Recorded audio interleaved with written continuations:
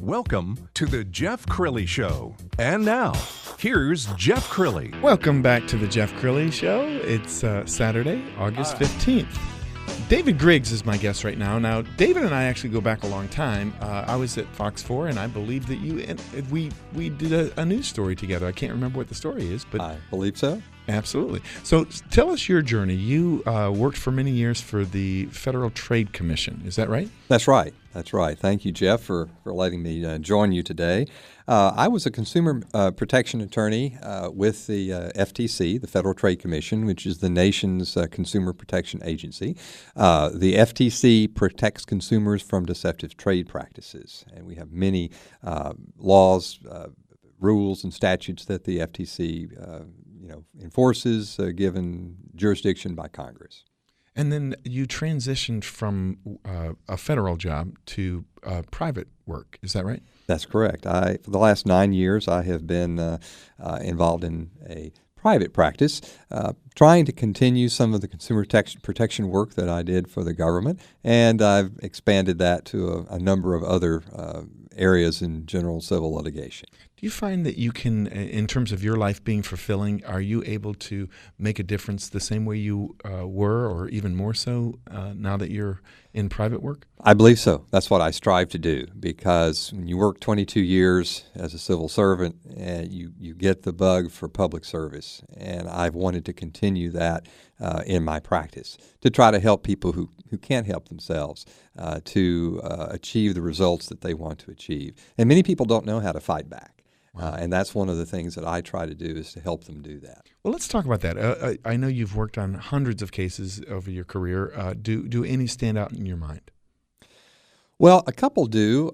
Some of the larger cases that I worked on at the Federal Trade Commission, I feel very good about, because I think consumers were protected for the effort that we did. One of the most memorable cases was a case in New Orleans of a group of people who were involved in a grant scam. They were actually advertising in tabloid newspapers to people, telling them if they have a credit problem, no problem.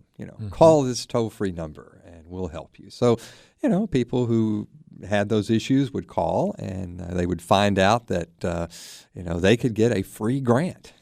Just by answering a few questions on the phone or with a telemarketer, they could be eligible to receive hundreds, even thousands of dollars. All they had to do was send a small amount of money, $200 or $300, in the form of a cashier's check to some post office box in New Orleans, and then they would get in the mail all the information they needed to get their free grant.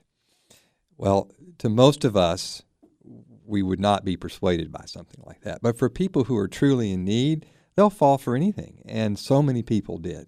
And so we tried our best to recover the money that these folks had lost, and we got several $100,000 back to these people. And the process, that's what's called consumer redress. We were able to find the addresses, and contact information for some of the people by literally confiscating the material from the scam. We would actually go into a federal court. We would get what was called an ex parte TRO, temporary restraining order, and we would get access to the premises. Now, we'd have to convince the federal judge that a terrible thing was going on and that we needed to do that without letting this company know, because if we had, they would have skipped town, taken the money, and we'd never seen them again if we had sued them the normal way. But we would come in basically with a type of raid, and we would shut them down and basically stop the scam on the spot. Having that kind of experience working for the federal government, how does that give you an advantage in the courtroom today, now that you're in private practice? Well, it gives me a sense of confidence. Of course, federal court is in some ways tougher than state court, because you've got very, very strict rules and you've got to adhere to them. State court is a little bit less formal, but being in the courtroom, being able to maneuver and comfortable speaking before judges is always helpful. But also having a mission.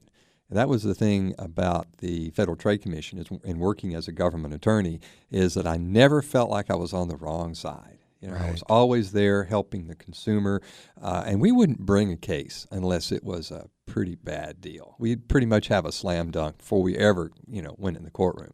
And so knowing that you were on the side of protecting a person or a group of people, large groups of people, Right. from being deceived by a deceptive operation made you feel good, and that spirit of trying to protect consumers who are underdogs has continued throughout my practices in the private area.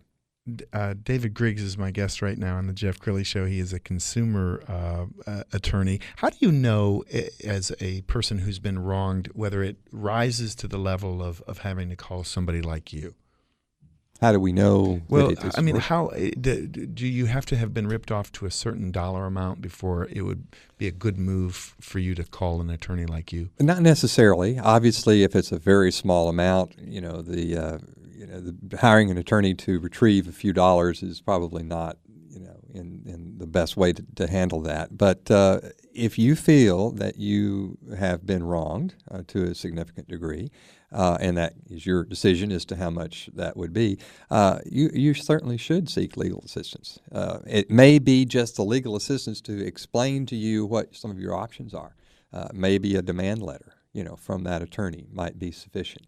There are a lot of things that one can do short of litigation to exercise their rights as a consumer, and it may just be advice. Do you find that these con artists, if you will, are really targeting vulnerable people? Are they targeting the elderly? Are they targeting people who English may not be their first language? Who are the victims of these scams? All of the above. I particularly remember many cases when I worked for the FTC where the scam would target elderly folks, people who still had landlines, who would answer the phone, and they would sweet talk these people and say, we need your help, and it would be a very gut-wrenching story, and please invest in this, and it'll help people.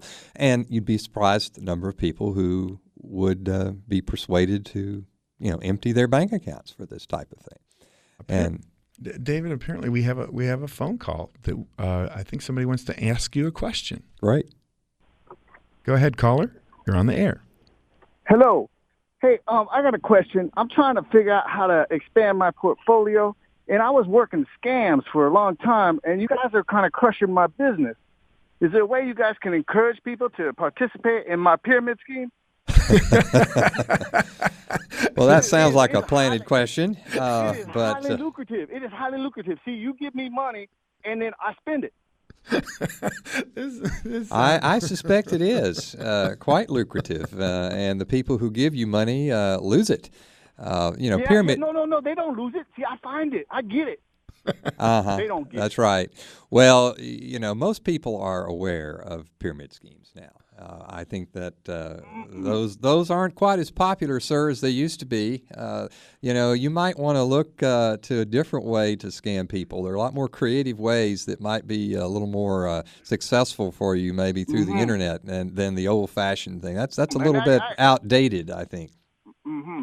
Well, I've been trying to do some interesting things, like Mr. Crilley that's sitting there. Mr. Crilley, aren't you the one that used to work at Channel 4? And aren't you the guy who used to shoot my stories for me, Guy Hernandez? I was just pranking you guys. All right. It's Jeff's birthday today. It is my birthday. Thank you, Guy, and I will get you back. In all seriousness, I think what you guys are doing is great because a lot of people fall for scams, and people that think they're above it really fall for it. And I'll give you an example.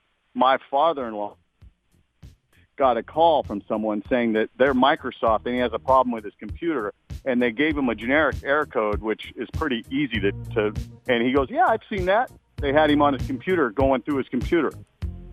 He's an intelligent man that fell for it. Anybody can fall for it. Wow, that's true. Guy, hey, thank you for calling. Thank you for wishing me a happy birthday. And unfortunately, we're out of time. We are absolutely going to have you back. I'd David, love to will you come back Jeff. again?